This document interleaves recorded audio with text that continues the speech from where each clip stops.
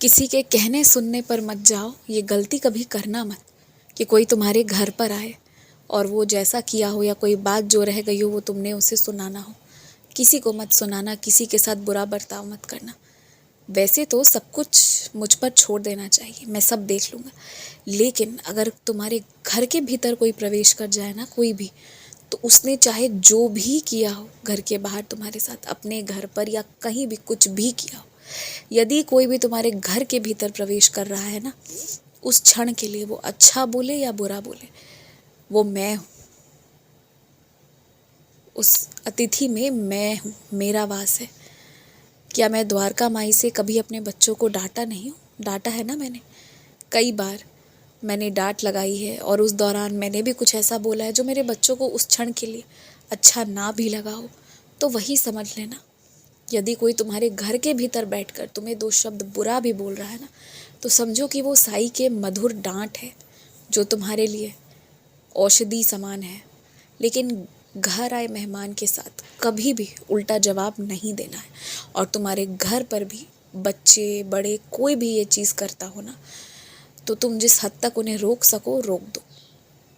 घर में आया हुआ जो मेहमान है, घर में आया हुआ जो अतिथि है, वो ईश्वर समान है, सेवा का मौका मिला है और जो कर सकते हो, जितने अच्छे तरीके से कर सकते हो सेवा करो। घर आए मेहमान की सेवा होनी ही चाहिए और उन्हें उल्टा पलटकर जवाब किसी ने भी नहीं देना है।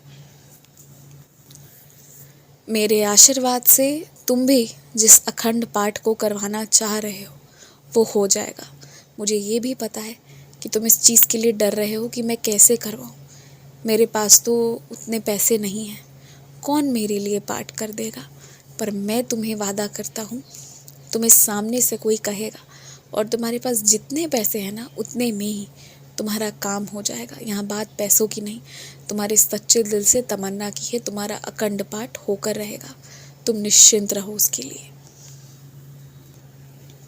तुम्हें अच्छे से नींद नहीं आने का दो मुख्य कारण है। पहला तो ये कि तुम बड़ी सारी ऐसी चीज़ें सुनते हो जो तुम्हारे मन को पहले तो डरा देती हैं, जिसमें बुरी आत्माओं के बारे में, काले जादू के बारे में, इन सब के बारे में सुनकर सोते हो और हनुमान चालीसा कहने पर पढ़ते भी नहीं हो।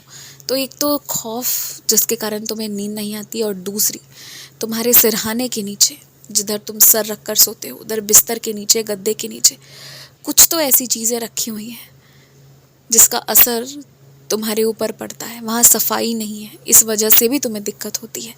जहाँ सोते हो ना, जैसे तुम मेरा शयन कक्ष एकदम आरामदायक बहुत अच्छा रखते हो ना, मेरे लिए अच्छी सी गद्दी बिछाते हो, हाँ उसी तरह स्वयं भी जब सोने जाओ ना, तो वो जगह बहुत आरामदायक होना चाहिए। नीचे गंदगी हो तो वैसे में नींद नहीं आएगी तुम्हें। तो वो सब देखो और वो सुधार जल्दी से जल्दी करो, इन सब में देरी मत करना।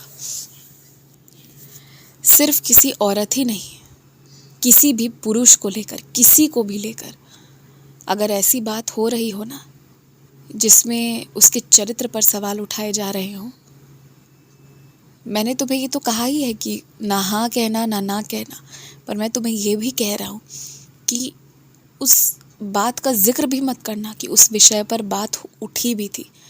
क्योंकि अगर किसी का चरित्र हनन हो जबकि वो व्यक्ति वैसा नहीं हो ना, तो उसके जो आंसू होते हैं ना वो सच में पड़ते हैं, और उसके आंसू के आगे ना मैं बाध्य हो जाता हूँ।